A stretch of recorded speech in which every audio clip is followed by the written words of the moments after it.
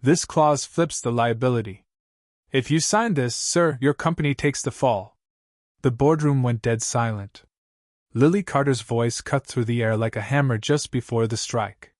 16 years old, standing in borrowed sneakers and a janitor's badge at the glass doorway on the 27th floor, she pointed directly at the contract Richard Hale had been moments away from signing. Richard's pen froze midair. His silver brows pulled together. Beside him, his wife Margaret blinked hard, while across the table, Thomas Reed, the slick Texan businessman with a polished grin, let out a low, uneasy chuckle. "Excuse me?" he asked, his tone measured, almost too calm. "I read that clause on page 14. Lily continued. "It pushes all merger-related liability onto Hale Investments.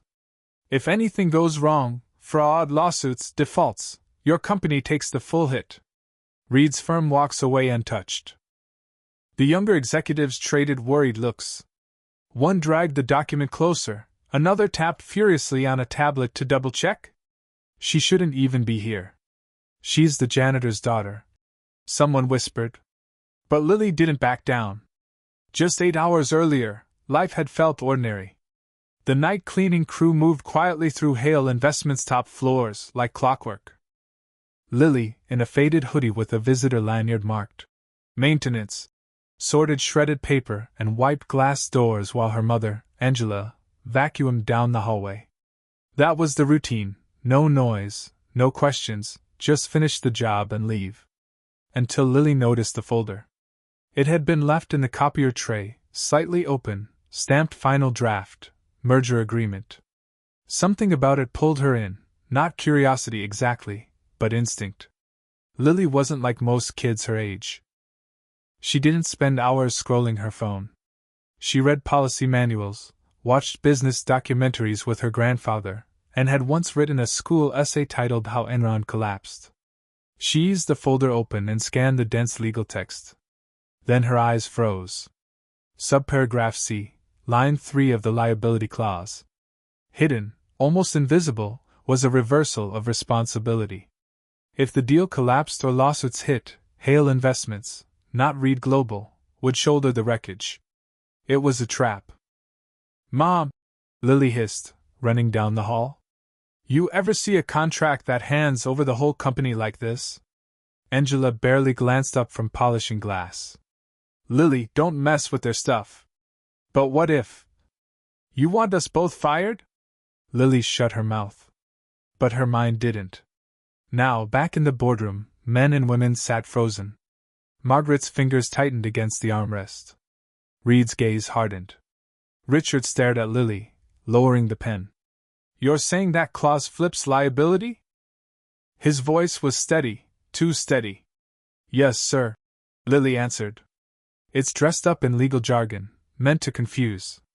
It doesn't protect your company, it sets you up to take the fall." "Jackson, this is nonsense," Margaret snapped. "She's just a child." But Richard wasn't listening to her anymore. He flipped to page 14, scanned, and his jaw tightened. Thomas Reed leaned forward. "We're really entertaining conspiracy theories from someone who polishes glass doors." Lily's cheeks burned, but her voice didn't crack. "You can laugh, but if he signs, your company's name is stamped on every lawsuit that follows." Silence stretched. Then Richard's voice dropped low. "Escort her out." Security moved quickly. Lily stood tall as they guided her toward the exit. Just before the door closed behind her, she turned. For a brief moment, Richard Hale didn't see a janitor's daughter. He saw a warning, a reflection of the mistake he'd almost made. His pen had never touched the paper. The next morning, the air at Hale Investments was heavy, tense. Something had shifted. Downstairs in the security office, Lily sat beside her mother. Her chin was lifted, but her heart pounded. They'd been waiting for over an hour, no explanations, no water, no word of what would happen. Angela sat stiffly, her face unreadable, though the worry in her eyes spoke volumes. "I'm sorry, Mom," Lily whispered. Angela turned slowly. "You should be. I clean that building to keep food on the table, not so you can storm into boardrooms like you own the place." I didn't mean to embarrass you. I saw something dangerous. I couldn't let him sign it. I raised you to be brave," Angela said softly, "but not reckless." Before Lily could reply, the door opened.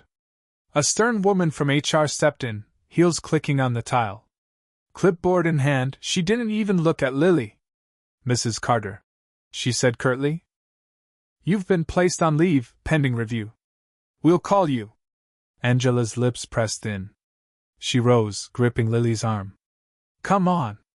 As the cold Chicago wind hit her cheeks outside, Lily glanced back at the gleaming glass tower, the place she had thought she could make a difference. Now she wasn't even allowed inside. 30 floors above, Richard sat in his office alone. The unsigned contract lay open, pages spread like a crime scene. His finger traced the clause Lily had pointed out, subparagraph C, line 3. She had been right. It wasn't just misleading, it was deliberate. Crafted to look standard while setting his company up to absorb every ounce of risk. "How the hell did I miss this?"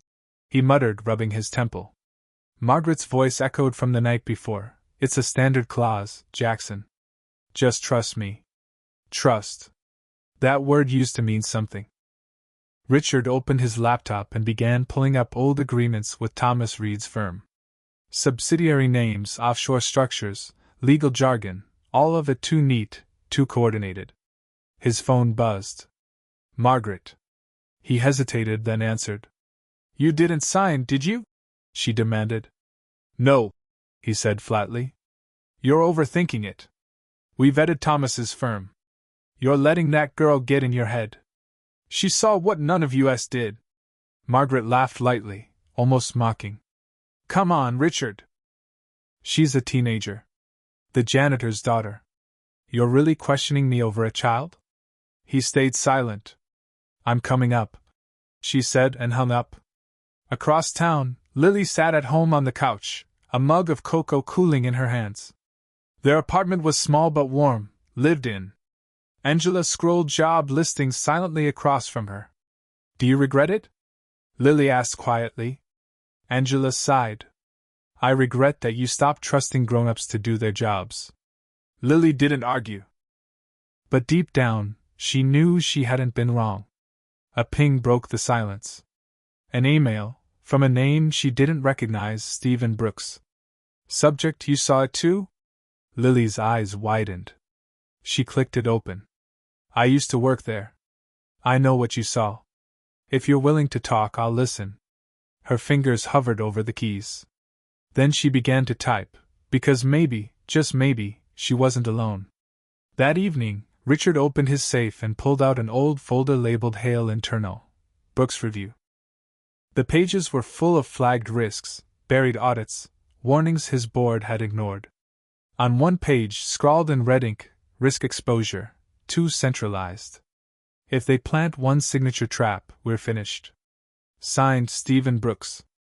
Richard leaned back, eyes closed. For the first time in years, he felt something he wasn't used to feeling. Doubt. Margaret Hale never liked to wait. She entered his office with the smooth confidence of someone who had never been told no. Her heels struck the oak floor as she stopped at his desk, where Richard still stared at the contract. "It's still sitting there," she said, arms folded. "You've had a day." "I'll need more," he answered without looking up. Her smile thinned. "Richard, this deal is time-sensitive. Thomas is offering terms no one else would. You saw the numbers. I also saw a liability clause that nearly gutted my company." Margaret circled the desk, dragging a manicure nail along the contract's edge. "One clause. Legal language? You know how this works. Don't tell me you're giving weight to the janitor's daughter over me." That made him look up. "She saw it," he said. "No one else did. Not you, not legal, not even me." There was a pause. Margaret's face stayed composed, but her voice dropped. "She's a child, Richard. And she just got you to question everything. That should concern you." "No," he said, standing. "What concerns me is that she was right." Later that evening, Lily sat near the radiator, Flipping through encrypted PDFs Stephen Brooks had sent her, tax statements, shell company breakdowns, merger comparisons. She couldn't grasp it all, but she understood enough. They were building a trap. On their call earlier, Brooks had confirmed it. Thomas Reed had used almost identical wording in a Houston merger. The other company had taken all liability and collapsed under it. Within 6 months, the company collapsed under crushing legal fees. Thomas Reed walked away richer. Lily Carter sat at her desk, highlighting words that leapt off the page: indemnification, contingent liability, burden of performance. She didn't know every technical detail, but she knew when something smelled rotten.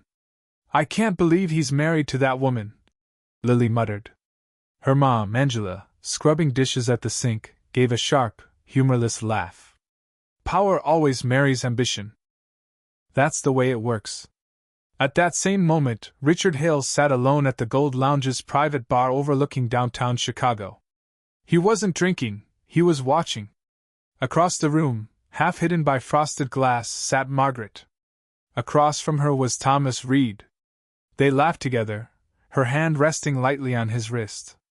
His grin was easy, natural, the way it looks between old friends, or something more. Richard's jaw tightened.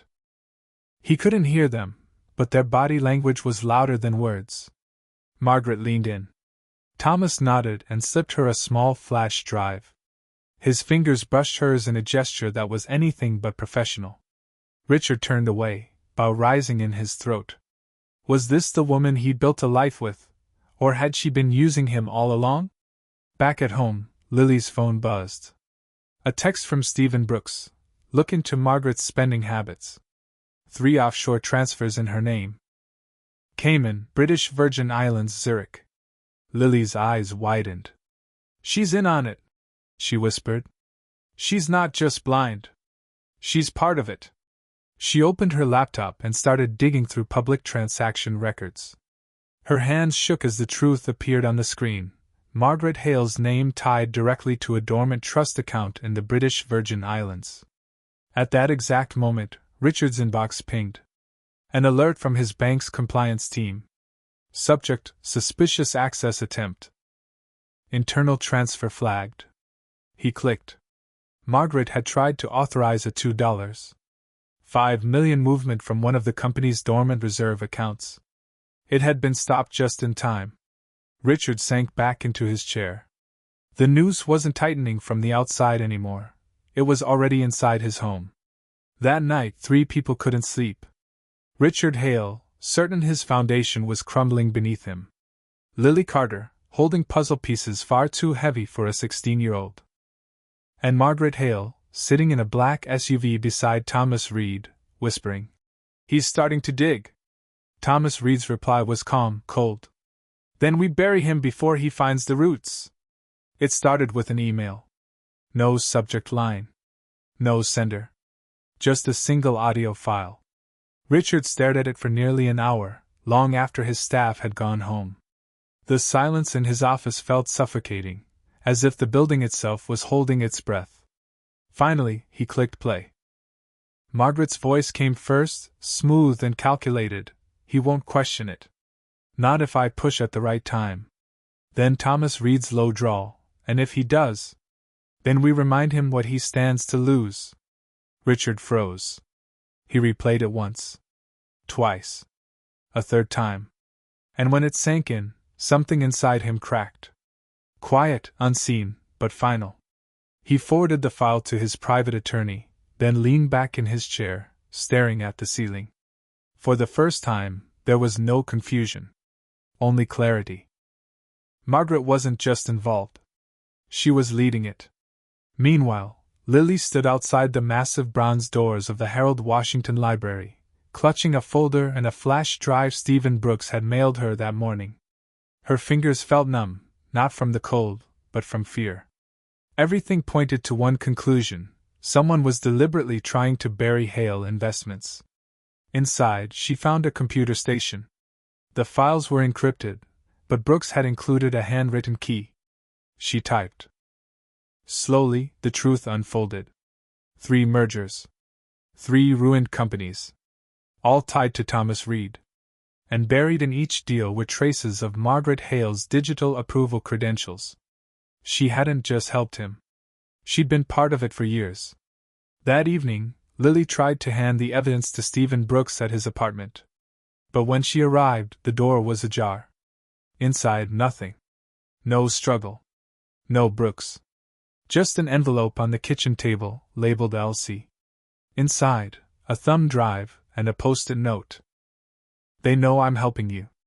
Don't come back here. Find someone you can trust.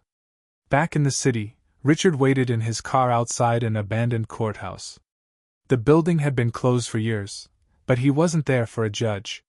He was waiting for Grace Lynn, a civil rights attorney and former prosecutor with a reputation for taking on cases no one else dared touch. She entered without fanfare, her black wool coat trailing like a shadow of quiet authority. "Mr. Hale," she said, sliding into the passenger seat. "You came to the right person. But this isn't just contract fraud." "I know," Richard replied. "It's organized. Maybe racketeering. I need to protect my company. And I need to protect a girl who saw it first." Grace raised an eyebrow. "A girl?" "She's 16. Her name's Lily Carter. She caught it before any of us did." For the first time, the lawyer smiled. "Then she might be your most valuable witness." The next morning, Lily returned to Hale Tower. Security was tighter now, and she wasn't on the list. She waited in the cold, clutching a bag full of evidence, until one of the junior staffers she recognized from late-night shifts walked by. He paused, glanced around, and whispered, "Mr. Hale said if you ever came back, I should take you straight up." When Richard saw her, something in his expression softened. He rose and offered his hand, not like a CEO, but like a man finally seeing his own blind spots. "I owe you more than an apology," he said. "I owe you the truth." Lily's voice was quiet, but firm. "Then let's get it out before someone else disappears." They sat side by side in his private conference room, papers and screens spread out like a battlefield map. Grace Lynn joined them moments later, nodding once at Lily. "This is your war now," Grace said. "But with the right moves, we'll win before they even realize we're fighting." Lily nodded, nerves stretched tight but steady. For the first time, she wasn't fighting alone. The cracks in the marble weren't just breaking the building, they were letting the truth shine through. The courtroom wasn't scheduled. No subpoenas had been issued. No press had broken the story. But the war had already begun. Inside Richard Hale's office, the walls no longer held framed awards or glossy forecasts. Now they were covered in whiteboards, crowded with timelines, transfers, aliases, and connections. At the center of it all sat Lily Carter, a 16-year-old with a borrowed laptop and a folder full of secrets. Grace Lynn stood at the window, voice low as she spoke urgently into her phone. Richard bent over a spreadsheet, jaw tight, eyes sharp. Grace finally hung up. "That was my contact at the Justice Department. They're watching Reed quietly. But they need more to move forward." Lily reached into her backpack and slid a yellow file across the table. "This just came in," she said. "From Brooks, before he disappeared." Richard opened it. Offshore ledgers. 3 names jumped out instantly: Margaret Hale, Thomas Reed, and a shell company called Raven Cross Holdings. A corporation registered in Belize, funneling quarterly payments from failed merger settlements. Grace let out a low whistle. This isn't just fraud. This is a system. Predatory. Calculated. Richard's voice was bitter. And it started right under my roof. That night, Lily sat with her mother on the fire escape of their apartment. The city hummed below, yellow cabs streaking past and faint music rising from the restaurants. Angela handed her daughter a mug of chamomile tea. Her hands shook. "They called again," she whispered. "Said if I don't stay quiet, they'll erase your school record. Said they can make you disappear."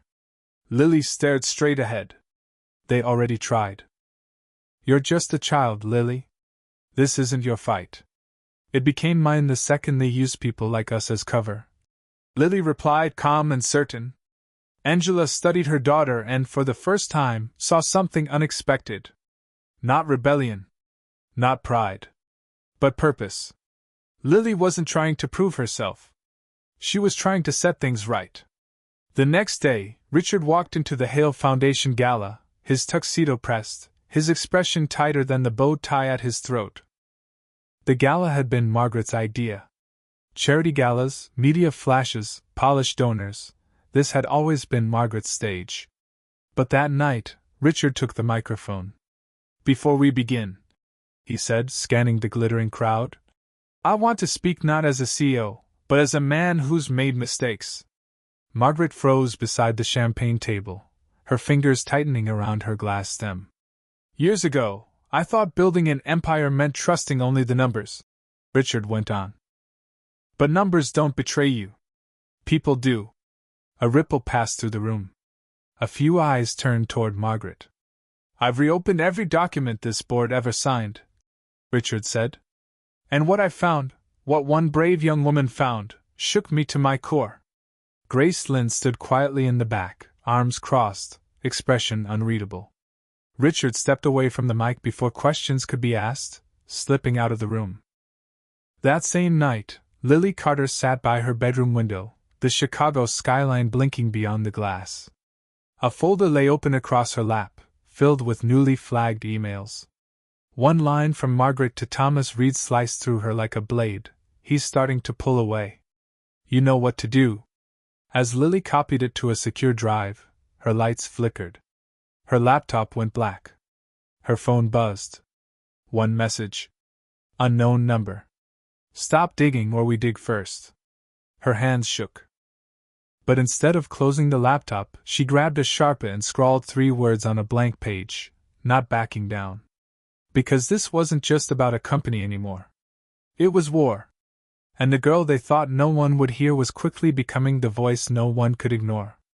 By morning, headlines hadn't broken, but the whispers had. In the financial district, rumors slithered between elevators and espresso lines. Hale investments under review. Anonymous whistleblower. Merger halted. Some said routine. Others smelled blood. In his office, Richard Hale sat stone-faced, staring out at the skyline. I built this company from nothing, he muttered. And I nearly handed it over to a ghost in a tailored suit. Across from him, Grace flipped through evidence. You didn't hand it over. You paused. That's what matters. She set down a page marked with the Belize account, Thomas Reed's signature trick. But this isn't business anymore, she added. This is justice. Meanwhile, Margaret Hale glided down the staircase of their lakeshore penthouse, silk gown flowing as though nothing beneath her world was collapsing. The housekeeper handed her a cream-colored envelope. This was left in the mailbox. Margaret opened it casually. Inside was a photograph, Richard with Lily and Grace, heads bent over documents. 3 signatures circled in red. A sticky note underneath, you're losing control. Margaret didn't blink. She picked up her phone and dialed Thomas Reed. That evening, at a Four Seasons business summit, Thomas strolled through the crowd, whiskey in hand, charm on full display. But something had shifted. Investors nodded too briefly. Some avoided his eye. Others whispered when he passed. He spotted Richard near the balcony. Well now, Thomas drawled. You've stirred quite the pot. Richard didn't extend a hand. I haven't stirred anything, he replied. I just stopped pretending I was blind. Thomas leaned in, voice smooth as silk. Go public and you'll bury more than me. You'll drag your wife's name through the dirt. The board will panic. The stock will collapse. Is that the legacy you want? Richard's eyes stayed steady. I'd rather lose a company than live a lie. Back at the Carters' apartment, Angela hung up the landline, her face pale. That was your school principal, she said quietly. Someone filed a complaint. Said you're emotionally disruptive on school property. Lily frowned. I haven't even been at school this week. Angela's hands trembled. They're trying to push you off balance. You're making them nervous. Lily looked down at the stack of files in her lap. She didn't feel nervous. She felt ready. By week's end, Grace Lynn filed the first legal motion, an injunction and an independent audit of Reed Global. She also filed whistleblower protection for Lily Carter. The media caught fire by sunset. Breaking: Hale Investments suspends merger pending legal review. Anonymous team named as key witness. Photos of Lily pulled from her school's website spread like wildfire. Some praised her. Some doubted her. Some attacked. But none ignored her. At dawn, Richard entered the boardroom with a stack of documents. His executives sat tense, waiting. "I should have seen this sooner," he said. "But I let comfort blind me." He handed out the audits, the shell companies, the emails, the audio. Then he looked each one in the eye. "You've got a choice. Help me clean this house from the inside, or watch it burn from the outside." Silence. Then, one by one, heads nodded. Miles away, Margaret sat across from Thomas Reed again, this time her eyes sharp, her smile gone. "He's not going quietly," she said. Thomas smirked. "Then maybe it's time we stop being quiet too." He slid a black folder across the table. Inside was a list of names: judges, reporters, one federal clerk. Margaret closed it slowly. "Then we bury them." Across the street, Lily Carter sat on a city bus, her phone camera recording every frame. The game wasn't silent anymore. The unraveling had only begun. By Monday, Hale Investments wasn't a fortress. It was a battlefield. Servers down for maintenance. Compliance teams whispering. Legal staff scrambling. HR quietly scanning employee emails for keywords: offshore, Reed, whistleblower, Hale. Richard stood calm at the center of it all, clear-eyed, steady, ready for war. In her penthouse, Margaret whispered into her phone, winter light falling across her face. "They're coming for us." Thomas Reed's voice on the other end was steady. "Let them. We don't run. We counterattack. You told me the papers were buried. They were. Someone dug them up. You don't get it," Margaret hissed. "It's not Richard leading this. It's the girl. A child. And she's turning this whole damn tower inside out." Silence. Then Thomas's voice, cold as stone. "Then maybe it's time we remind the world who holds the real power." At school, Lily tried to keep her head down. Impossible. Half the kids stared like she was a ghost. The other half avoided her like she carried a disease. Some whispered, "Traitor." Others, "Hero." She ignored them. But when she opened her locker, a folded note fell out. "We know where you live. Stay silent. Stay safe." Her hands shook, but only for a moment. She slipped it into her pocket, grabbed her books, and marched to the office. She told the principal everything. By nightfall, Grace Lynn had secured a protection order for Lily and her mother. That evening, Richard Hale's phone buzzed. Unknown number. 4 words. "She's not worth it." He stared at the screen for a long time. Then he picked up the landline and dialed Grace. "Can you get federal eyes on this yet?" Richard asked quietly. "They're watching," Grace said. "But they need someone willing to testify publicly." Silence stretched between them. Finally, Richard exhaled. "Then I will." The next morning, the Chicago Tribune blared the headline, "CEO exposes internal conspiracy. Teen whistleblower tied to billion-dollar scheme."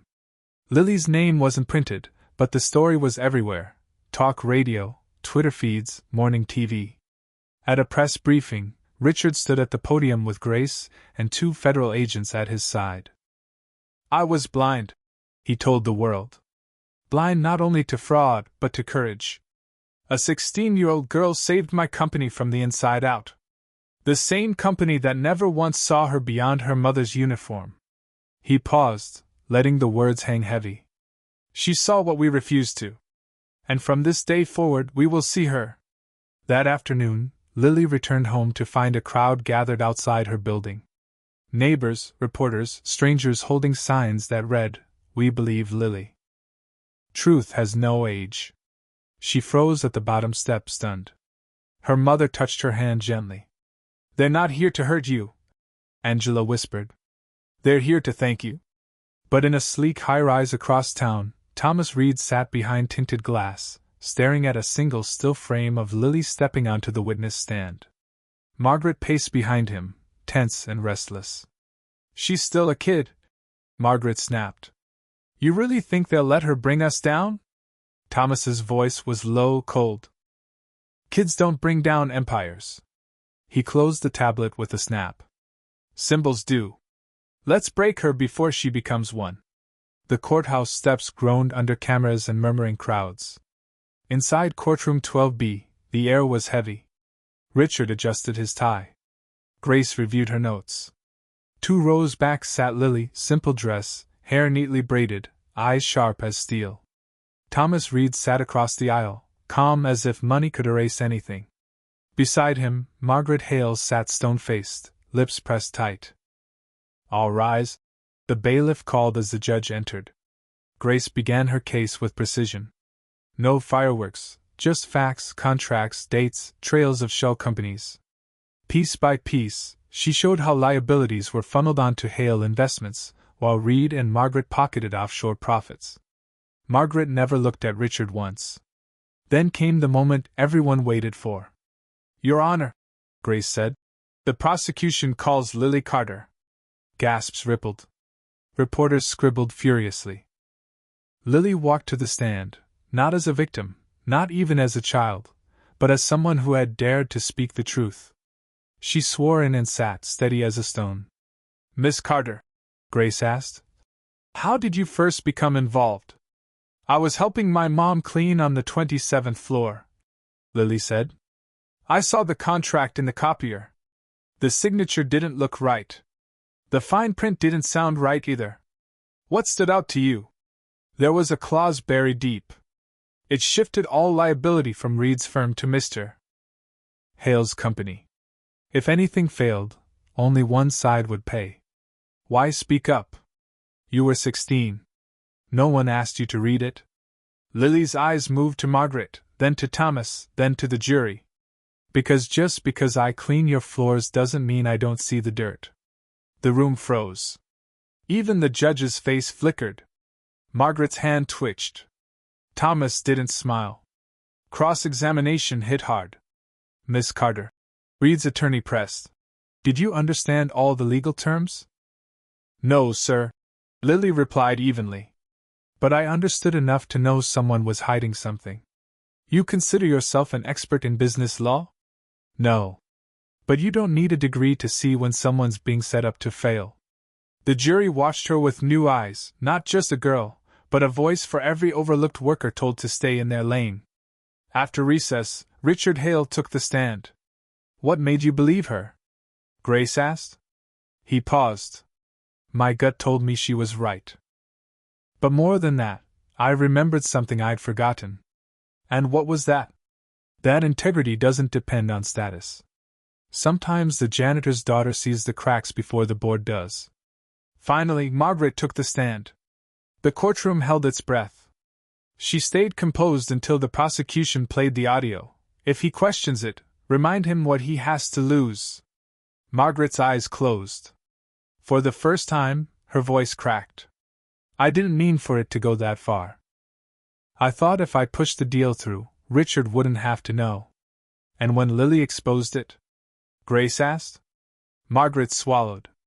"I wanted her gone. Because she saw everything I'd worked so hard to hide." Outside, cameras swarmed. Lily slipped out the side door. Richard followed. "You didn't have to come," she told him. "I owed it to you," he said. "To be the man you thought I was when you walked into that boardroom." She gave a faint smile. "You're getting there." Inside, Margaret sat back down beside Thomas. She didn't speak. She didn't have to. The cracks were already there.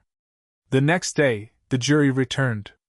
On the charge of conspiracy to commit corporate fraud, guilty.